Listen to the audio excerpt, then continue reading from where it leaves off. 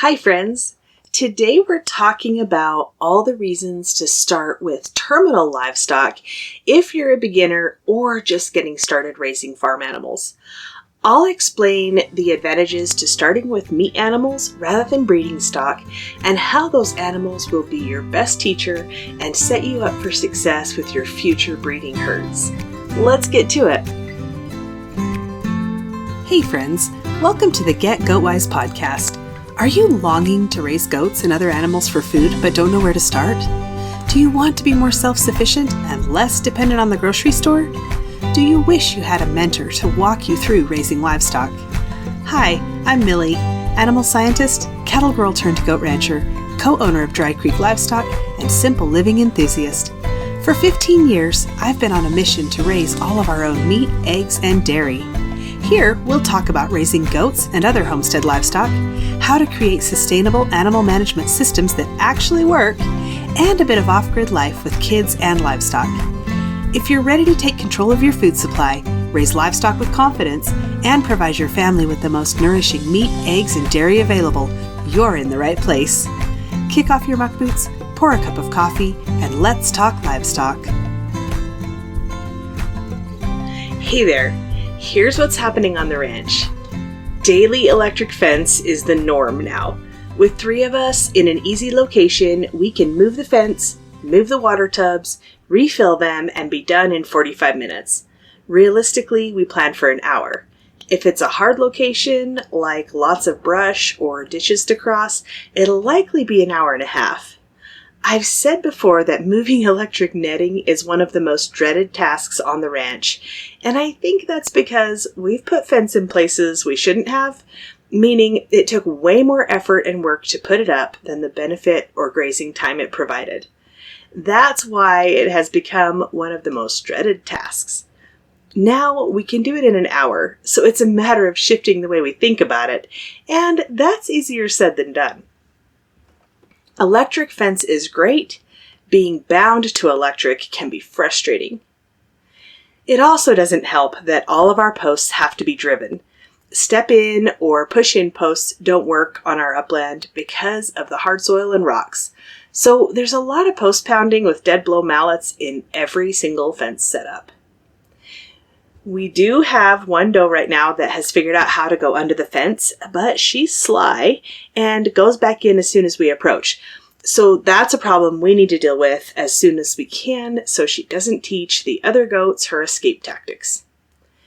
We had a nice little rainstorm last week, which always feels so good in July when it's hot and dry. County fair starts in 3 weeks, and the kids are kicking things up a notch and really starting to get their animals dialed in for the show. If you'd like to get more stories from the ranch, along with photos, recipes, and updates, join the Insiders. I'd love to have you. I'm sharing everything in one place once a week, and I think it'll really be valuable to you in your livestock raising and self-sufficiency journey. You can sign up at getgoatwise.com/insider. As we near the end of the 4-H livestock season, I'm always a little grateful that we'll have a break soon. Of course, I miss the animals, but I'm also glad for the seasonal break. And I think that's important to think about, not just for 4-H projects, but also if you're just getting started with livestock. If you're new to raising livestock or just in the planning phase, it's important to not jump in too deep right at first. I've talked about this in a few different contexts, but today I want to encourage you to consider starting with terminal animals, no matter what species you're interested in raising. By terminal livestock, I mean animals that are raised for meat, not for reproduction. On the other hand, breeding stock are animals you raise with the intention of keeping them long-term, breed, and build your own herds. Both are important, but for beginners, there are some big advantages to starting with terminal livestock. Learning with less risk. You will mess up, and that's okay. In fact, it's normal. Learning those lessons on less expensive animals with a shorter purpose is much less risky than learning on breeding stock. Build confidence without the long-term pressure. You'll get experience handling animals, problem solving, feeding, and all the things related to their care without the added pressure of year-round care and managing reproduction. Breeding adds a whole new level of complexity. Gestation, kidding, calving, lambing, record keeping, genetics, disease risk, parasites, feed, mineral, and even fencing is more challenging when you have breeding stock. Jumping right into breeding with little or no livestock experience is a recipe for frustration and burnout. Gain valuable experience that will apply to all livestock. You'll learn incredibly valuable things like feeding, growth rates, basic health care, animal behavior, and grazing strategies. You'll get a real feel for daily care and whether it fits your life or not. Let's say you start with sheep. You get some feeder lambs, grow them out, butcher them or have them butchered, and you realize you really don't want to eat lamb, or pork, or goat, or beef. It's a lot better to know that early on before you've invested in breeding stock. You can pivot before your investment is too high. Let's talk about the risks of starting with breeding stock too soon. You will have a higher cost and more emotional investment. Quality breeding stock is expensive, and when you go through the process of breeding and having babies, you get really emotionally bound to those animals. So when you make a mistake or you have a problem and you lose an animal, it has a lot more impact on you. You may be buying genetics you don't even know how to evaluate yet, and in a few years, you may find out that you don't want the genetics you bought. If they get sick, injured, or don't breed up, you're kind of stuck. Breeding mistakes and birthing problems can set you back years. So, what should you do instead? Start with wethers or other market animals and raise them through one season. Learn about fencing, shelter, and basic animal care before adding breeding stock. Then take the seasonal break to evaluate how things went and what needs to change.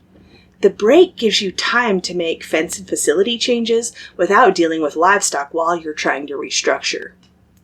If there are a lot of things that didn't work well, a second year of terminal-only livestock might be your next best step to get confident and knowledgeable.